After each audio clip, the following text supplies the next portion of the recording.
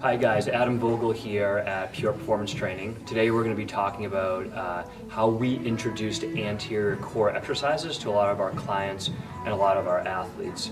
When we talk about the anterior core, we're talking about the rectus abdominis, we're talking about the internal and external obliques, the type of muscles that resist extension or stabilize us in the sagittal plane.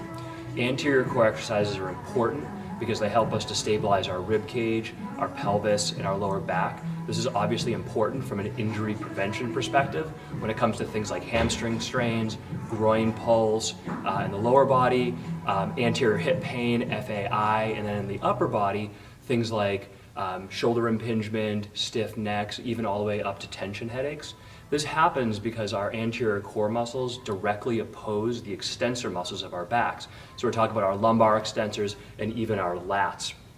When these guys get too hyperactive, we get excessive lordosis or kind of inward curvature of the spine, as well as anterior pelvic tilt.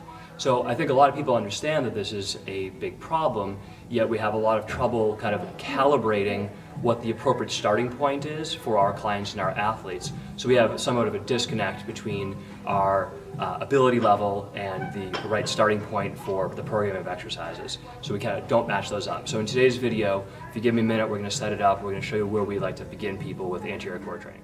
Hi guys, welcome back. So the first exercise that we're going to look at is called the all fours belly lift. This exercise comes from the Posture Restoration Institute. We like to start with this exercise because the position allows you to get some feedback from gravity, which is pushing down on your back, in order to better feel your abdominals engage and work to stabilize your pelvis. So Mike here is going to help us out with the demonstration today.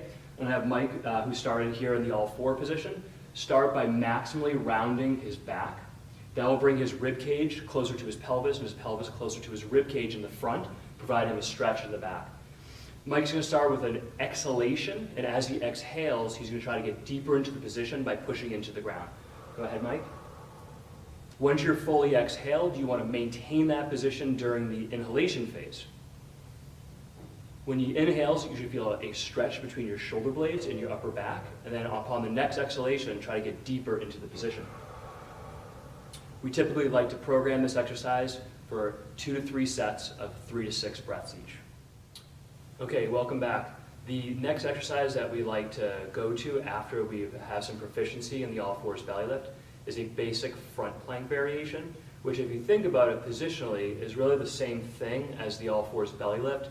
We're just decreasing the amount of leverage you have to work with, so that way your core muscles have to engage more in order to hold your position. So from the all four belly lift position, I'm going to have Mike come down to his forearms first, and then he's just going to extend his legs back behind him. We're looking for the same thing in terms of his anatomy that we were looking for in the all fours belly lift. We want to have a posterior rotation of his pelvis. We want to have a rib cage that's flat to his abdominals. And we're going to try to keep his knees very straight as he does the exercise. And then this is going to essentially mimic the same position as you were in before in the all fours belly lift, just with a lot less leverage. We're going to treat it the same way with the breathing. We'll probably extend this one out a little bit more because we will be working more on endurance during this exercise. So we will be looking at something like 10 to 15 breaths during this exercise for 2 to 3 sets.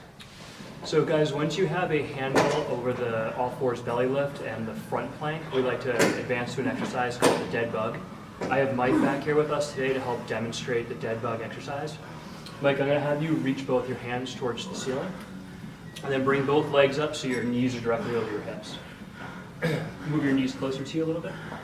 So guys, if you look close enough to this position, it's really the same position that we were in during the all fours belly lift. Now we've just flipped upside down. So Mike, I'm going to have you reach your hands up to the ceiling and exhale. As Mike exhales, he's going to feel his back flatten to the ground. Hold that position, Mike, and reach your right leg long through the heel as you bring your left arm back overhead. So we have an alternating function that we're working during this exercise. Come on back up and just go ahead and do a few reps. So as Mike goes through this exercise, he's going to keep his lower back flat to the ground. We typically like to program this for 6 to 8 reps per side and to do that for 3 to 4 sets.